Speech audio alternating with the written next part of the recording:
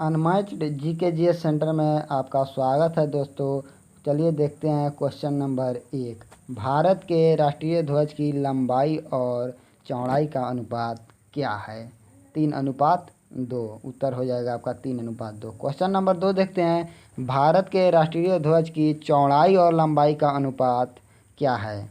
इसका आंसर हो जाएगा 2:3। उसमें है लंबाई और चौड़ाई और इसमें है चौड़ाई और लंबाई।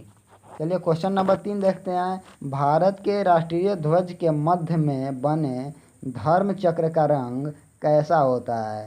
तो आपका उत्तर हो जाएगा गहरा नीला। चलिए आगे देखते हैं क्वेश्चन नंबर 4। भारत के राष्ट्रीय ध्वज के चक्र में कितनी तीलियाँ होती है? उसका जो चक्र है उसमें कितनी तीलियाँ होती हैं? तो आंसर आपका हो जाएगा 24। चलिए क्वेश्चन नंबर 5 देखते हैं हम लोग। स्वतंत्र भारत के राष्ट्रीय ध्वज का डिजाइन किसने बनाया था? तो आपका आंसर हो जाएगा पिंगाली वेंकैया ने। पिंगाली वेंकैया ने बनाया था। चलिए क्वेश्चन नंबर 6 देखते हैं। भारत का राष्ट्रीय गान क्या है? भारत का राष्ट्रीय गान क्या है? तो उत्तर हो जाएगा आपका जन गण मन। क्वेश्चन नंबर 7 देखते हैं दोस्तों। भारत के राष्ट्रीय गान के रचयिता कौन है? तो इसका उत्तर हो जाएगा आपका रविंद्रनाथ टैगोर। चलिए क्वेश्चन नंबर 8 देखते हैं हम लोग।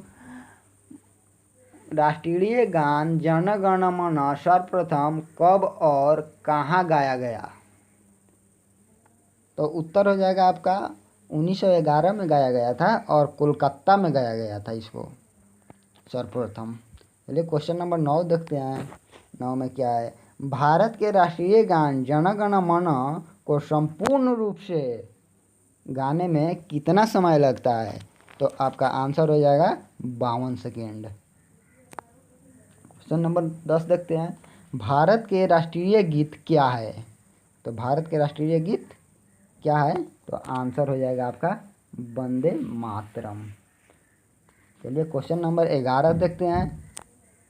भारत के राष्ट्रीय गीत के रचयिता कौन है? भारत के राष्ट्रीय गीत के रचयिता कौन है? तो उत्तर हो जाएगा आपका बंकिम चंद्र चटर्जी। बंकिम चंद्र चटर्जी। क्वेश्चन नंबर 12 देखते हैं। भारत के राष्ट्रीय गीत को गाने में कितना समय लगता है? तो आपका उत्तर हो जाएगा 65 सेकेंड। चलिए क्वेश्चन नंबर 13 देखते हैं हम लोग। भारत का राष्ट्रीय गीत वंदे मातरम सर्वप्रथम कब गाया गया? तो 1896 ईस्वी में गाया गया था, पहली बार गाया गया था। चलिए क्वेश्चन नंबर 14 देखते हैं। भारत का राष्ट्रीय गीत वंदे मातरम कहाँ से लिया गया है? कहाँ से लिया गया है? तो आपका आंसर हो जाएगा आनंद मठ ग्रंथ से, जो ग्रंथ का नाम है आनंद मठ। चलिए क्वेश्चन नंबर 15 देखते हैं। आकाशवाणी और दूरसंचार के दैनिक कार्यक्रमों की शुरुआत किससे होती है? राष्ट्रीय गीत से होती है। तो आंसर हो जाएगा राष्ट्रीय गीत से। चलिए क्वेश्चन नंबर 16 देखते हैं। सारनाथ स्थित राष्ट्रीय स्तंभ का कौन सा भाग राष्ट्रीय चिन्ह के रूप में लिया गया है? तो आपका आंसर हो जाएगा शीर्ष भाग। शीर्ष भाग से लिया गया है। चलिए क्वेश्चन नंबर 17 देखते हैं। भारत के राष्ट्रीय प्रतीक में कौन सा पशु दृष्टिगत नहीं है, उसमें शामिल नहीं है? तो आपका आंसर हो जाएगा हिरन। चलिए क्वेश्चन नंबर 18 देखते हैं। भारत के राष्ट्रीय प्रतीक चिन्ह में कितने शेर दिखाई देते हैं? तो आपका आंसर नीचे है 3। आंसर 3 हो जाएगा। क्वेश्चन नंबर 19 देखते हैं दोस्तों।